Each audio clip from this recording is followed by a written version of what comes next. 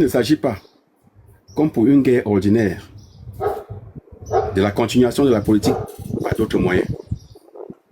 Car une insurrection peut naître bien avant que l'insurgé commence à avoir recours à l'usage de la force.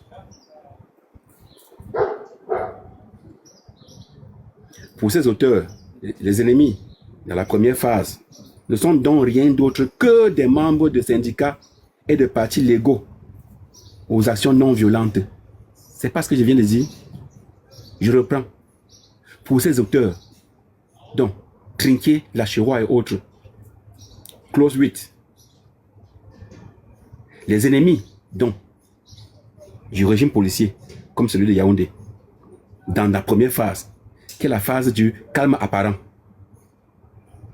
ne sont donc rien d'autre que des membres de syndicats et de partis légaux, comme le MRC par exemple, aux actions non violentes.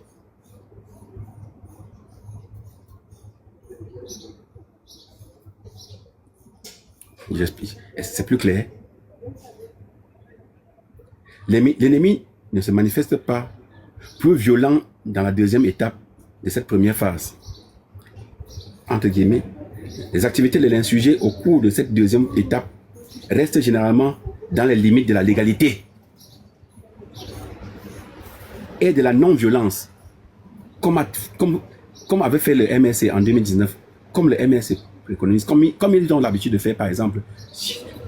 Je vais parler de votre parti, que ça vous plaise ou non, parce que comme j'ai l'habitude de dire, c'est le seul mouvement qui jusqu'ici représentait, pour ne pas dire représente, le mouvement nationaliste au Cameroun. C'est, comme son nom le dit, mouvement de renaissance. Moi, je considère que c'est un mouvement de renaissance. Mais qu'au sein de ce mouvement de renaissance, qu'on ne soit pas capable d'appliquer un programme comme le programme 56 en 6 points des UP6, ça pose un problème. Mais ça ne retire pas au mouvement l'idéologie de base.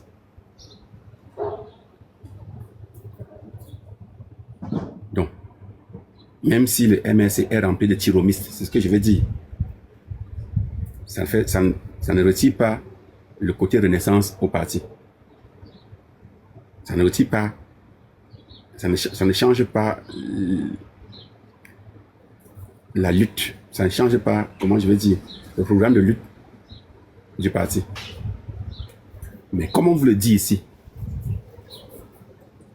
l'ennemi ne se manifeste pas plus violent dans la deuxième étape de cette première phase. Dans la première phase, c'est la phase du calme apparent. Les activités de l'insurgé au cours de cette deuxième étape restent généralement dans les limites de la légalité et de la non-violence. Elle ne constitue pas une rébellion ouverte ou un défi lancé aux loyalistes. Non.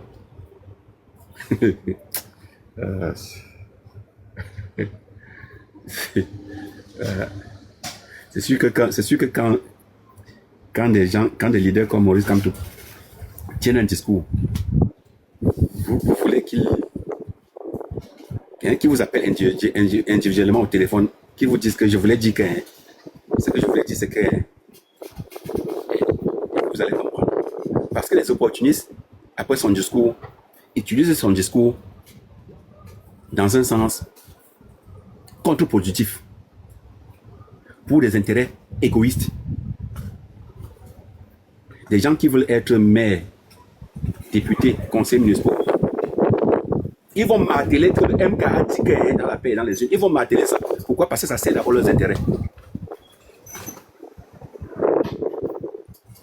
Peu importe si Yaoundé vous donne 3 mairies, 5 députés, quelques conseillers municipaux, si leur nom sortent parmi ces gens qui vont occuper ces postes-là, pour eux, ils ont réussi leur mission. Mais est-ce que c'est ça, la lutte du parti? Parce que le parti a dit qu'il portait les aspirations du peuple. Est-ce que les aspirations du peuple camerounais, c'est donner quelques places de députés ou de maires à certains individus? Non. C'est de libérer le pays tout entier du néocolonialisme.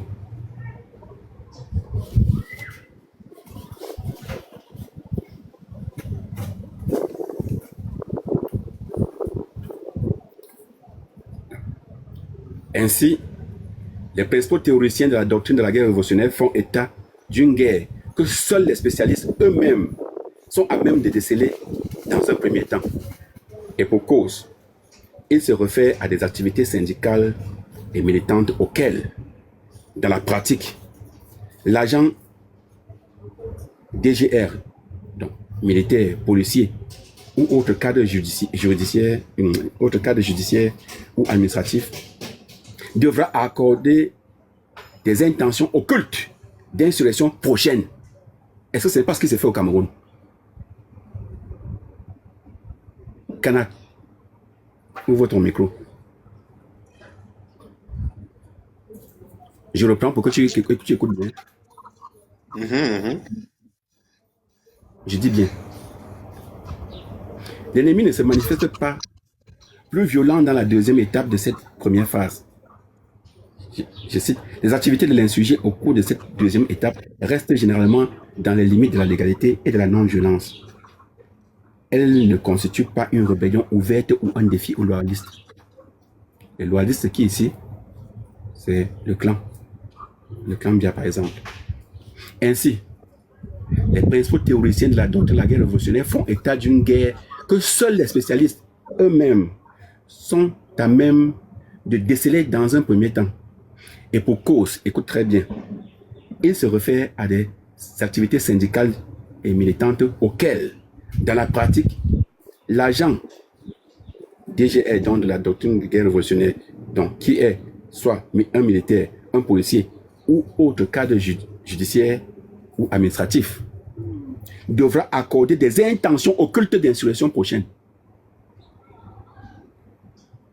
Il faut anticiper. Hein? Donc, il faut anticiper. Est-ce que ce n'est pas ce qui se passe sur les plateaux télé?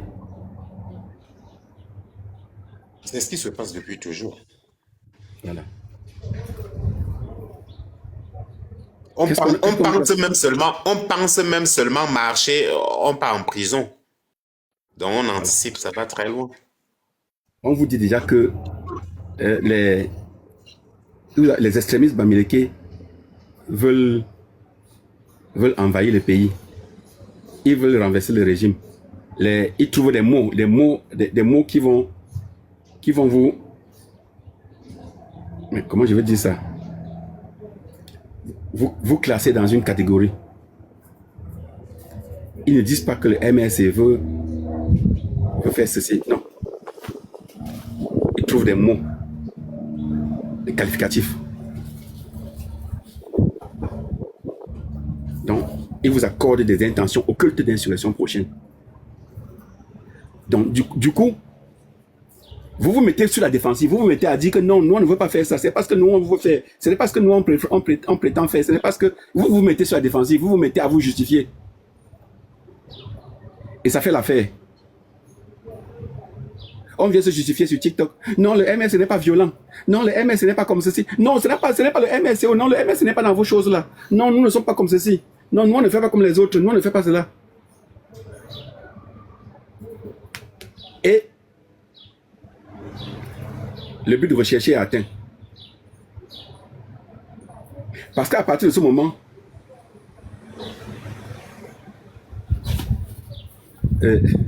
on appelle ça en termes simples, c'est l'autocensure. On s'auto-censure. Ouais, c'est clair.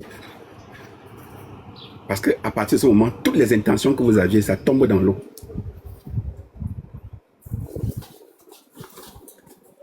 Toute la haine que vous avez s'efface.